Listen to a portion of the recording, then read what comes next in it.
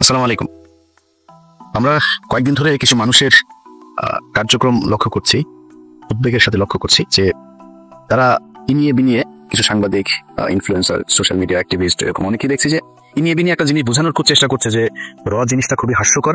বাংলাদেশে টো বলে কোনো কিছু নেই, ভারতীয় আধিপত্যবাদ এই দেশে কোনোদিন হয় নাই। এর সাথে আবার এমন কিছু রাজনৈতিক দলও এটাকে হাস্যকর পরিস্থিতিতে নিয়ে গিয়েছে, যারাই এতদিন ধরে এই ভারতের গোয়েন্দা সংস্থা, ভারতের আধিপত্যবাদের বিরুদ্ধে কথা বলেছেন। তো ওই যে একটা কথা আছে না, যে যে যায় লঙ্কা সে হয় রাবণ, পরিস্থিতিটা অনেকটা এরকম। তো সুখ দেখলে দুঃখের কারণগুলো খুব দ্রুত ভুলে গেলে ওই সুখ কিন্তু বেশি দিন থাকে না, থাকবেও না। আমি একজনকে দিয়ে আজকে উদাহরণটা আপনাদেরকে দেবো। এটা ওনাকে দিয়ে যদি দেই তাহলে মোটামুটি অন্যদের উদ্দেশ্যটা কি সেটা আপনারা নিজেরা যদি একটু চিন্তা করেন, ওইটার সাথে মিলালে সবগুলো বুঝে ফেলতে পারবেন। বিবি নুরুল হক নূর এই দেশের উদীয়মান একজন তরুণ রাজনীতিবিদ ছিলেন। কেন বললাম সেটা হচ্ছে, যদি সম্মুখ যোদ্ধা হিসেবে চিন্তা করেন, আমাদের চাইতে তিনি উৎকৃষ্ট মানের আওয়ামী বিরোধী একজন রাজনীতিবিদ বা যোদ্ধা যেটাই বলেন, অনেক কিছু করেছেন এবং তার প্রতিদানও বাংলাদেশের মানুষ তাকে দিয়েছে। অকুণ্ঠ ভালোবাসা, অপরিসীম ভালোবাসা নুরুল হক নূর পেয়েছেন। না চাইতেই তিনি টাকা পয়সা পেয়েছেন। আমি নিজেও আমার এখানে অনেক বন্ধু বান্ধবের কাছ থেকে মানে একটা বিশেষ সংগঠন তারা করেছিল, আমি নিজে বলছি ভাই ওদেরকে কিছু টাকা দেন।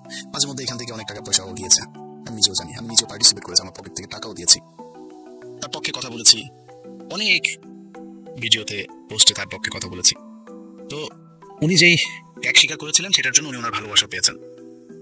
কিন্তু একটা জিনিস বলে রাখি, বিবি নুরুল হক নূর তিনি একজন সাহসী মানুষ। তিনি ঢাকা বিশ্ববিদ্যালয়ে যেই সময়ে যেভাবে কথা বলেছেন, যেই মার খেয়েছেন, আমি নিজে হলেও মানে মারার কিছু নাই, আমি নিজে হইলেও ওই ধরনের পরিস্থিতিতে ওইভাবে সামনাসামনি গিয়ে এই মারামারি মার খাওয়া এই পর্যন্ত টিকতাম কিনা আমি জানি না, তিনি সেটা করেছেন। বাট আরেকটা জিনিস বলে রাখি, পৃথিবীতে যত মানে চোর বাটপার ডাকাত, তারপরে প্রতারণার সাথে জড়িত যারা ছিনতাইকারী, সাহসী লোক কিন্তু আওয়ামী লীগের লোক কিন্তু সাহসী আছে। মানে বেশিরভাগ চোর বাটপার এই একটু উচ্ছৃঙ্খল টাইপের, হিংস্র টাইপের, যাদের ভেতরে কোনো মনুষ্যত্ববোধ কাজ হয়, এই ধরনের লোকজন কিন্তু আওয়ামী লীগ করে বেশি। তো সাহস আছে, মার খেতে পেরেছেন, এটা দিয়ে সবকিছু পরিমাপ করা যাবে না। তখনই যাবে যখন আপনার সবকিছু দেশের জন্যই হবে।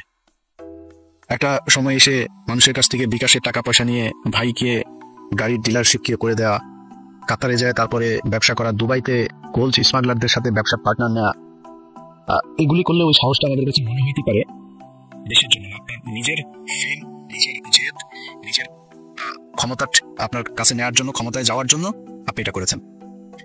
আপনি অস্বীকার করতে পারবেন যে আপনি মুসাদের সাথে দেখা করেন নাই, এটা অস্বীকার করতে পারবেন। আপনি অস্বীকার করবেন, যে বলবেন যে আমি এটা দেখা করি নাই, করতে পারবেন না। কেন করেছিলেন, কোন পরিস্থিতিতে?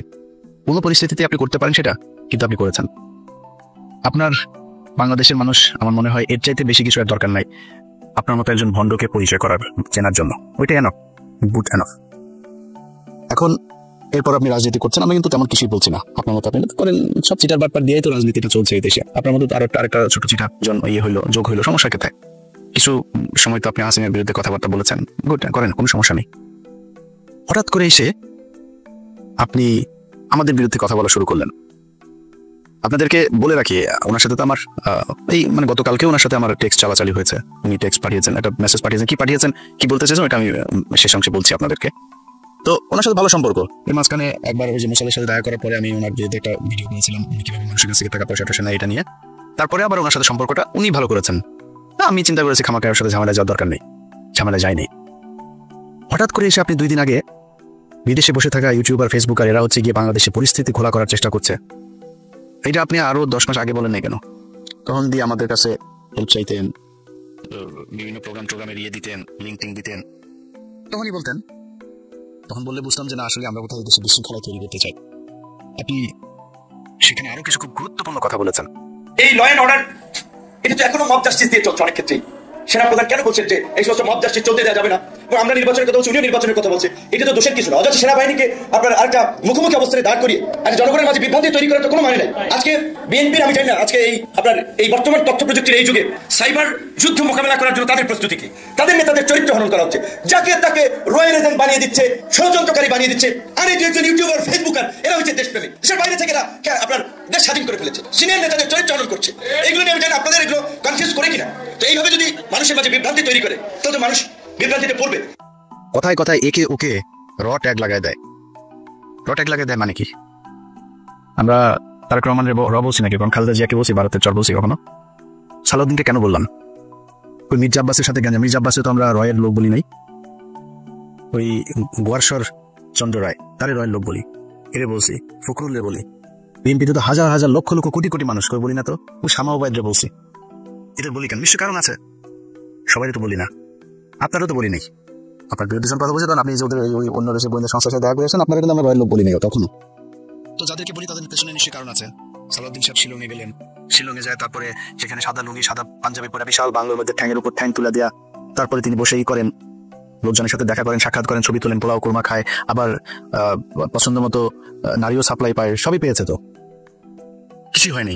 দেশে আসার পরে আজকে 10 মাস আপনাকে যদি এইভাবে কোন একটা দেশের গোয়েন্দা সংস্থা ওই দেশে তুলে নিয়ে যাইতো, সেটা আপনার দেশে যারা যারা যে আইন শৃঙ্খলা বাহিনীর সদস্য যারা যারা এটার সাথে জড়িত, ওই দেশে যারা জড়িত, দুই পক্ষের বিরুদ্ধে আপনি অভিযোগ করবেন না? 10 মাস হয়ে গেল। ওনাকে একবার ডেকেছিল ওই আইসিটি, আপনার ইন্টারন্যাশনাল ট্রাইব্যুনাল, যেটা, যে উনি জিজ্ঞেস করেছে কি হয়েছে, কি বিবরণ দিয়েছে, ওনাকে বলা হয়েছে অভিযোগ করতে, উনি অভিযোগ করেন নাই। অভিযোগ না করে তিনি চলে এসেছেন, তার আইনজীবীকে নিয়ে বসে আমরা পরে করবো। And it's been 10 months. এই 10 মাসের মধ্যে আমি সময় পান, আপনার 10 বছর যারা জীবন থেকে ধ্বংস করে দিল, আপনি তাদের জন্য 10 মাসে এসে আপনার অভিযোগ নাই, কোনো আপনার তাদের ব্যাপারে ক্ষোভ নাই, আপনি সেটা গায়েব করে দিলেন। এখন আমি যখন এটা নিয়ে আলোচনা এলাম, আপনার ওনার আইনজীবী একটা পোস্ট করেছেন, এই ব্যক্তি বলেছেন যে উনি সময় পান না, এটা সালাউদ্দিন সাহেবের দোষ না, ওনাকে বলেছেন সালাউদ্দিন সাহেব আগে, উনি সময় পান না, এই জন্য করা হয়নি, এটা মানুষ খাবে। তো ভিপি নুরুল হক নূর, উনি খুব কষ্ট লাগলো ওনার, ওইটা শোনার পরে কিন্তু আমার মনে হলো যে সামথিং ইজ রং দেয়ার। আমার এই গত কয়েকদিনে আমি কয়েকজন মানুষের যেই মানে তাদের যেই কি বলবো যে কার্যক্রম, তৎপরতা, এগুলো দেখে আমি কনফার্ম হয়েছি টাকা এক জায়গা থেকে বিশাল বড় অঙ্কের পেয়েছেন। আমি দীপিনুরকে আগের বার যেভাবে ধুয়েছিলাম না, দীপিনুর আমার সাথে কথা বলার প্রশ্নই আসে না, সে এরকম ছেলেই না, যথেষ্ট ঘাটতার আসে। এসে কেন? কৌশল। আমার সাথে সে ঝামেলা যাইতে চান, আমার সাথে ঝামেলা গেলে তার রাজনৈতিক ক্যারিয়ারে সমস্যা হবে, সে নিজের গোলাম ময়লা রনির মতো হারাই যাবে, এই জন্য সে আমার সাথে আসতে চায়। তো আসলো, এসে তারপর আমার নিয়ে যা মনে চায়, আমাদের সবাই, আমি কোনো পিনাকি ভট্টাচার্য, আমাদের যা মনে চায় তাই বললো। এখন সে এই ঝুঁকিটা কেন নিল? এইটার পেছনে এমন একটা অ্যামাউন্টের টাকা সে পেয়েছে যেটা তাকে বাধ্য করেছে এই কথাগুলো বলতে। ইলিয়াস আমার বিরুদ্ধে বললো, পিনাকি আমার বিরুদ্ধে বলবে, কনক স্যার বলবে, সমস্যা হবে না। যেটা পেয়েছে এটা বিশাল অঙ্কের পেয়েছে। আরেকটা ছিল যে তারেক, এ হঠাৎ করে এসে বললো, এটা তো ভাই কিছুই করতে পারেনি, সর্বোচ্চ কি পাবে? ধরেন বিএনপির সাথে যদি মিলে বিএনপি বলবো, বা তোমার আমি পটুয়াখালীতে একটা আসন দিলাম, ওটা বলবে ভাই তোমার আমি করি, তোমার এমপির সাথে মিলামিশা কিছু কাজ টাজ দিব না, টেন্ডার দিব না। তারকে তো ইয়েও দিবে না, কেউ কোনো দলের সাথে যদি যা লাগে যে আমরা তোমাদের সাথে থাকবো, ওর একক একটা ইয়েও পাবে না, নূর হয়তো একটা পাইতে পারে, ওরা ওইটাও দিবে না। তো ও আমার পিছনে লাগলো, আমাদের নিয়ে কথা বললো, অথচ এরা সবাই কিন্তু আমাদের খুব ভালো সম্পর্ক বজায় রাখে। মানে আমি এটা বলছি যে আমি বিশাল আকারে কোনো কিছু এটা না, মানে ও ভয়ে হোক আর ভালোবেসে হোক আর মানে পরিস্থিতির কারণেই হোক, আমার সাথে ভালো একটা সম্পর্ক, এবং এটা খুব স্বাভাবিক ব্যাপার, এটাই রাখা উচিত, তারা রাখেও। দেশের বিরুদ্ধে যায়নি তো, হঠাৎ করে একসাথে আপনি লেগে গেলেন। আমরা তো জানি টাকা পয়সা কোথেকে আসে, কোথেকে টাকা পয়সা দিচ্ছে, আমরা তো বিক্রি হয়নি কারো কাছে, আপনারা বিক্রি হয়ে গেলেন, ওটা টাকার জন্য আপনার পুরো ক্যারিয়ার ধ্বংস করে দিলেন। এই বাটপার এর আগে একটা কাজ করেছিল, আমরা চলেন আমরা ওই একটা বক্তব্য শুনে আসি তার। শেখ হাসিনা যখন তাকে ডেকেছিল গণভবনে কি হওয়ার পরে, তখন কিন্তু সে কিছু কথা বলেছিল সেখানে, কথাগুলো আগে শুনি, তারপরে আমরা পরে আলোচনায় যাই। আমিও যেটা বলেছি যে আমি ছাত্রলীগের কর্মী ছিলাম না, শুধু ছোটখাটো একটা নেতাও ছিলাম, হলের পোস্টেড ছিলাম। আর আমি বিভিন্ন প্রোগ্রামে গেছি, আমি দেখেছি নেত্রীকে ঢাকা মেডিকেল যখন বার্ন ইউনিটে বিএনপির আন্দোলনের সময় যখন আছে বিভিন্ন অকারেন্সগুলো, তখন তিনি গেছেন, আমরা রাস্তার পাশে দাঁড়িয়েছি, তাকে দেখেছি, গাড়ির কালো গ্লাস থেকে স্পষ্ট দেখতে পাইনি, টিভিতে দেখেছি। আর আজকে দেখার পর আমি অনেকক্ষণ চেয়ে রয়েছি। আমি 2.5 বছর বয়সে আমার মা মারা যায়, আর আমার ছোট ভাইকে এখানে এসেছি, ওর বয়স ছিল তখন 1 বছর। আমার মায়ের, এটা আমি যতটুকু মনে করতে পারি, আমি সেটা খুঁজে পেয়েছিলাম আমার প্রাইমারির একজন শিক্ষিকার মধ্যে, আমি যেই প্রাইমারিতে পড়েছি। আর আজকে আমি মাননীয় প্রধানমন্ত্রী এতদিন টিভিতে আমি ওভাবে দেখতে পাইনি, কিন্তু আজকে দেখে আসলে আমার মনে হয়েছে যে তার মধ্যে আমার মায়ের চেহারাটা আমি কিছুটা দেখতে পেয়েছি, এরকম একটা জিনিস হচ্ছে। সেজন্য অনেকে আসলে বিভিন্ন উপাধিতে বলে থাকেন। আর আমরা একটা জিনিস দেখেছি যে আসলে তিনি প্রধানমন্ত্রী হিসেবেও, আমি বলবো না তিনি প্রধানমন্ত্রী, তিনি সবার প্রধানমন্ত্রী, তারপরেও তার কিছু স্পেশাল আসলে ক্যারেক্টার যেটা আমরা দেখেছি যে কখনো ছোট শিশুকে কোলে নিয়ে মানে একদম সিম্পল একজন যে নারীর যে ভূমিকা সেই ভূমিকা অবতীর্ণ। আবার যখন দেখেছি আন্দোলন সংগ্রামে মানে তার শুনেছি ওই সময় তার সেই মানে ছাত্র রাজনীতি থেকে উঠে এসেছে, তার কৃতিত্বের কথা আমরা শুনেছি। আর বঙ্গবন্ধুর কথা তো এটি আসলে তো শুধু আমরা না, সারা বিশ্বের মানুষ জানে। আর তার সুযোগ্য কন্যা যদিও শেখ রেহানা আপা আমরা রয়েছে, কিন্তু এটি তো আমরা মানে সবার মধ্যে সব গুণ এককভাবে থাকে না, কিন্তু আপা আমরা মনে করি যে আসলে যেটা বঙ্গবন্ধুর মধ্যে অনেকে বলে যেটা ছিল তার পুরোটা মনে হয় যে আমাদের নেতৃত্ব পেয়েছেন। আমার আপার প্রতি অনুরোধ থাকবে যে আসলে অনেকে যেটা আমি আপা বলতে চাইনি, কারণ আমি আসলে মানে মায়ের ওই জায়গাটাকে তাকে দেখতে চেয়েছিলাম, কিন্তু সবাই ছাত্রলীগ আমি যেহেতু করেছি সবাই আপা আপা বলে, এই জন্য আমার মুখে ঘটনাটা বের হয়েছে যে আমার ছাত্রলীগের ভাই বন্ধুরাও কেন যেন আমাকে আসলে জামাত শিবির বানানোর জন্য তারা খুব একটা অপপ্রচার করেছিল। তাদের ছাত্রলীগের এতগুলো এরকম একটা পোস্টে থাকা অবস্থায় আপনারা দেখেছেন যে আমার পরিবারের, আমি আশা করি যে মাননীয় প্রধানমন্ত্রীর কাছে আমার পরিবারের সকলের মোটামুটি একটা তথ্য আছে, সেখানে দেখেছেন যে আমার পরিবার আসলে মানে পুরো পরিবার ছিল আওয়ামী ব্যাকগ্রাউন্ডের। কিন্তু আসলে আমি অনেক কথাই বলতে চেয়েছিলাম, কিন্তু আবেগ ভালোবাসায় অনেক কিছুই ভুলে যাচ্ছি। জয় বাংলা, জয় বঙ্গবন্ধু। আর আমি প্রধানমন্ত্রীর অনেকটা প্রোটোকল, এই কারণে আমি অনেকটা আমার একটু ইচ্ছা ছিল যে বঙ্গবন্ধু শেখ মুজিবুর রহমানকে কখনো তো দেখিনি, তার কথা শুনেছি। আর তার গান যেটি আমি ক্লাস 5-এ একটা গান খুব ভালো লেগেছিল, আমাদের স্কুলের মাঠে মুক্তিযোদ্ধা সংসদ সন্তান কমান্ডের আয়োজনে একটা প্রোগ্রাম ছিল, ওখানে এরকম একটা গান ছিল, যদি রাত পহলে শোনা যেত বঙ্গবন্ধু মরেনি, তাহলে আমরা পেতাম জাতির পিতা বিশ্বপিত মহান নেতা, এরকম একটি গান। আর বঙ্গবন্ধুর প্রেমে তো সবাই পড়েছে। আর আমার যেহেতু আমি বলেছি আমার মাকে আমি সেই 2.5 বছর বয়সে হারিয়েছি, আমি তো প্রথমে আমার ইচ্ছা ছিল যে আমি মাননীয় প্রধানমন্ত্রীকে, যেমন ভারতের নরেন্দ্র মোদী আমরা দেখেছিলাম মাননীয় প্রধানমন্ত্রী যখন গেছেন কোনো রকম প্রোটোকল ব্রেক করে তিনি তাকে ওয়েলকাম জানিয়েছিল, আমার একটা ইচ্ছা ছিল তাকে মানে একদম ঝটিকার আগে তাকে সালাম করা, কিন্তু আমি ভাবছি তার পিছনে যেহেতু তার নিরাপত্তা রক্ষীরা রয়েছে সেটা বিঘ্ন ঘটবে কিনা, এই জন্য আমি যাইনি। আমি একটু মাননীয় প্রধানমন্ত্রী আপনাকে একটু, যেহেতু আমার মা নাই, আমি বলেছি আমার সেই মাতৃত্বের ছায়াটা আমি দুজনের ব্যক্তির মধ্যে খুঁজে পেয়েছি, সেটা আমার শিক্ষিকা এবং হচ্ছে আপনি, আমি একটু আপনাকে সালাম করতে চাই।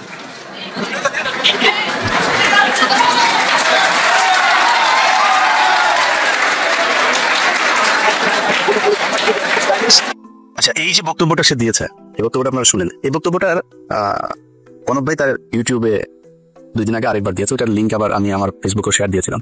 তো শেয়ার দেওয়ার সেটা আবার তার চোখে পড়ার পরে সে সকাল থেকে কিন্তু আমি ভিডিও যখন রেকর্ড করছি, এটা আপনারা কালকে দেখবেন, সে সকাল থেকে কনক ভাইকে অনেকবার ফোন দিয়েছে, আমি কনক ভাইয়ের সাথেই ছিলাম, অনেকবার ফোন দিয়েছে সে। তো আমরা বন্য আলাপে ছিলাম, ফোন টোন ধরা হয়নি। একটু পরে সে তার ফেসবুকে পোস্ট করেছে, এসব ইউটিউবাররা তার পিছনে আগেও লেগেছিল, সে পাত্তা দেয় নাই, এটা পোস্ট করেছে সে তার ফেসবুকে। তো সে আমাকে একটা লিঙ্ক পাঠিয়েছে, এর কিছুক্ষণ আগে আবার একটা লিঙ্ক পাঠিয়েছিল আমাকে, সে ব্যাখ্যা দিয়েছে।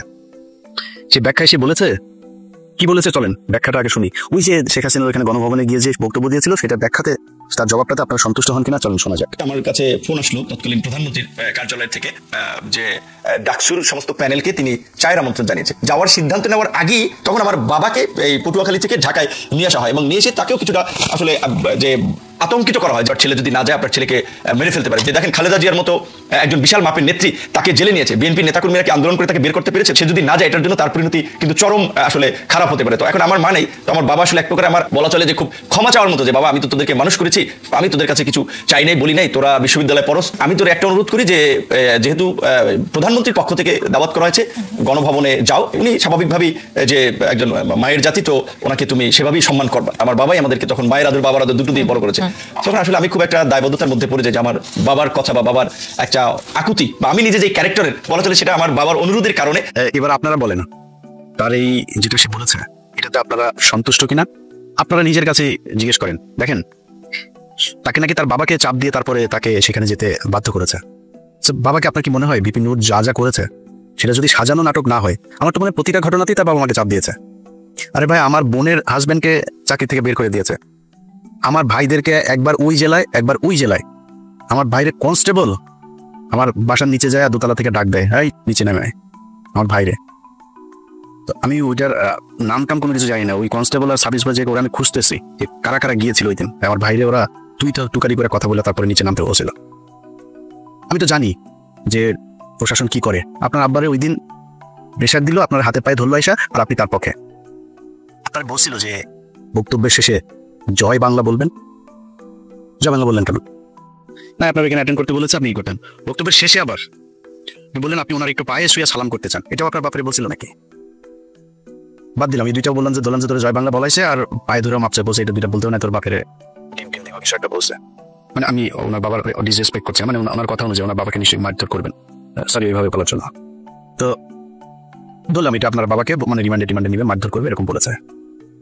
আপনার বলছিল যে আপনার মায়ের মতো শেখ হাসিনা, দুইজন মানুষ আপনি বড় হয়ে দেখেছেন আপনার মায়ের মতো শেখ হাসিনা, এটা পিপি নূর। শেখ হাসিনা কারোর মায়ের মতো হইতে পারে না এই পুরো দুনিয়ার মধ্যে, ওই ওয়ান পিস। শেখ হাসিনার এই পিস আর সারা পৃথিবীতে জীবনে কোনোদিন জন্ম হয় নাই ফেরাউনের মতো, এটাই এক পিস, এটাই এখন এই পিস সারা দুনিয়ায় নাই, সামনে আর আসবেও না। তোর মার মতো দেখতে কেমন হলো, তুই কেমন বুঝলি যে তোর, আর বলে যে সে ছোটবেলায় মারা গিয়েছে, ছোটবেলায় মারা যায় তোর মার এই বয়সে, ওর বয়সটা এখন ৭৪ বছর বয়স, তুই এসে কেমন বুঝলি যে তোর মায়ের মতো বললো? এই যে নাটকগুলি, তো এগুলিতে আমরা বুঝি যে আপনি আগেও সেল হয়েছিলেন, সেদিন ওইখানকার এসএসএফের একজনের কাছে শোনান আপনি ব্যাগ নাকি নিয়ে বের হয়েছিলেন।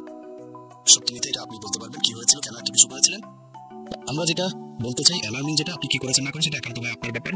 যেটা অ্যালার্মিং, এই ধরনের ছোট ছোট রাজনীতিবিদরাও যদি নাকি বিদেশি গোয়েন্দা সংস্থার টাকা নিয়ে সেই গোয়েন্দা সংস্থার পক্ষে কাজ করার জন্য এইভাবে উঠে পড়ে তারপরে লাগে, এটাই দেশের অস্তিত্বের জন্য চরম হুমকি। এই দেশের সেই ৭১ থেকে শুরু করে এই পর্যন্ত এই গোয়েন্দা সংস্থা ভারতীয় এরা আছে, ছিল, এরা থাকবেও, এদের কার্যক্রম এরা চালাই যাবে। এই যে 2 দিন ধরে আপনার জামায়াত নেতা এটিএম আজহার, তিনার মুক্তির পরে দেখবেন ওই যে 3-4 জন লোকজন নিয়ে তারপরে বাম এসে, সাংস্কৃতিক কর্মী এসে, শিবিরের ভাইদের বলবো পাশাটা উদাম কইরা লাল বানায় দেবেন, যেটা নামে আসবে। এই বিচার পৃথিবীর ইতিহাসের সবচেয়ে নিকৃষ্টতম। এই ধরনের কোনো ঘটনা ছাড়া ঘটনা বানায় এইভাবে জলজ্যান্ত মানুষকে একটা গণতান্ত্রিক দেশের কোন সরকার এইভাবে এই সভ্য সমাজে ফাঁসি দিতে পারে, এই নিকট অতীতে এই পর্যন্ত পৃথিবীতে এই ঘটনা ঘটে নাই, যেটা শেখ হাসিনা ঘটিয়ে গেছে। শুধুমাত্র রাজনৈতিক প্রতিদ্বন্দ্বিতার কারণে তাদেরকে হত্যা করা হয়েছে। আমি মনে করি এই জামায়াতের যে নেতাদেরকে হত্যা করা হয়েছে তাদের পরিবারের কাছে রাষ্ট্রীয়ভাবে ক্ষমা চাইতে হবে, এই বিচার কার্যের সাথে যারা ছিল তাদের সবার বিচার করতে হবে এবং ওই পরিবারকে যথাযথ ক্ষতিপূরণ দিতে হবে। এটার বিরুদ্ধে যারা যারা কথা বলছে, এখন যারাই মাঠ গরম করার চেষ্টা করছে, সব করে রয়ের টাকা খায় তারপরে করছে। তারা টাকা দেয়, এই যে সচিবালয় দেখেন ভাই, পাশার মধ্যে লাত্তিতে বার করে দেন সচিবালয়, চাকরি নেওয়ার জন্য পোলাপান বসে আছে, সচিব নাই তাও বানাইতে আপনার সময় লাগবে। আরে ভাই, যেগুলি এখন আন্দোলন করছে আর এই আন্দোলন করছে তাদেরকে যে আমি খুব বেশি দোষ দিব তা না, হঠাৎ করে এসে এই অধ্যাদেশ দেওয়ার কারণটা কি, এটা কেন দিল, এটার পেছনে আমার মনে হয় দেখা উচিত। তো এই মাঠ যারা গরম করার চেষ্টা করে এখন কোনো কারণ ছাড়া, এদের ব্যাপারে আমি মনে করি এনসিপি, জামায়াত ইসলাম, ছাত্রদল সবারই মাঠে থাকা উচিত, খুব তীক্ষ্ণ নজর রাখা উচিত। যে বিষয়টা নিয়ে কথা বলেছি সেটা দিয়ে শেষ করি ভাই। আপনাদের টাকা পয়সার দরকার আছে আমি জানি, পিপি নূর আপনি অনেক সম্মান পেয়েছেন এই দেশে, আমার মনে হয় ওইটা নিয়ে সন্তুষ্ট থাকলে অনেক বেশি ভালো হইতো। অনেক টাকার মালিক হইতে পারেন নাই, অনেক টাকার মালিক হওয়ার দরকারও নাই। আপনার এক সময় টাকা পয়সা ছিল না, আপনার টাকা পয়সা দিয়ে এই দেশের মানুষ চালায় নাই, তখন কিন্তু এই দেশের মানুষ আপনাকে বিকাশ নিয়ে বলে নেই। বিকাশ কেন বলে, এটা বলার একমাত্র কারণ হচ্ছে আপনি বিকাশ মানুষের কাছ থেকে টাকা নিয়ে দেশের বিরুদ্ধে কাজ করেছেন, দেশের পক্ষে কথা বলতেন। ভাই আমি খুব গর্ববোধ করবো আমার শেষ বয়সে যদি নাকি ধরেন আল্লাহ মাফ করুক এমন কোনো সমস্যা হয়, আমার মানুষ সাহায্য তুলে তারপরে আমার সেই সমস্যার সমাধান করতে হয়, আমার চাই একটু কষ্ট থাকবে না। আমি এখানে বিশাল রাজকীয় জীবনযাপন করি না, এই যে কথা বলছি না, এই ছোট্ট একটা ঘরের মধ্যে ওই যে পেছনে দরজা, খুব সমস্যা হয় মাঝে মধ্যে, ওই রুম থেকে বের হইতে পারেন আমি ভিডিও তৈরি করার সময়, একদম আক্ষেপ নাই। ছোট বাসায় আছি, আলিশান জীবনযাপন করি, সমস্যা নাই তো, জানি এই ক্ষেত্রে একটু ভালো বাসায় থাকতে পারতাম।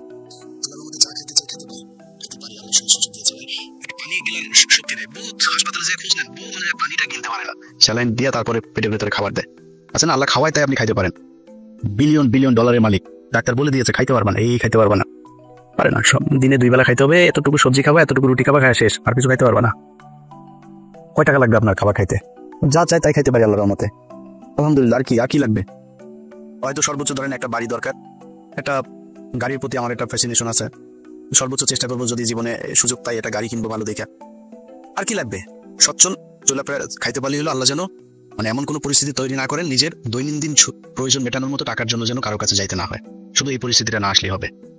আপনারা চাইলে এটা করতে পারতেন। অনুরোধ, যেই সাপ নিয়ে আপনারা খেলছেন মাঝে মধ্যে খুব হাস্যকর মনে হয়, আপনাদের ওইখানে কিছু কলার টলার নিয়ে আপনাদের কাছে এটা হাসির খোরাক মনে হয়, মানে নিয়ে এটা নিয়ে দেশের বিরুদ্ধে যায় না, কিছু টাকা পয়সার জন্য না এইভাবে দেশের সাথে বিক্রি করেন। গত 15 বছর এই দেশ রয়ের কারণে এইভাবে পরাধীন হয়েছিল, আমরা এটা ভুলে যাইনি। মুক্তিযোদ্ধা মারাইতে আসছেন, দেশের প্রতি প্রেম মারাইতে আসছেন, এখন দেশ প্রেম মারান 71-এর রাজাকার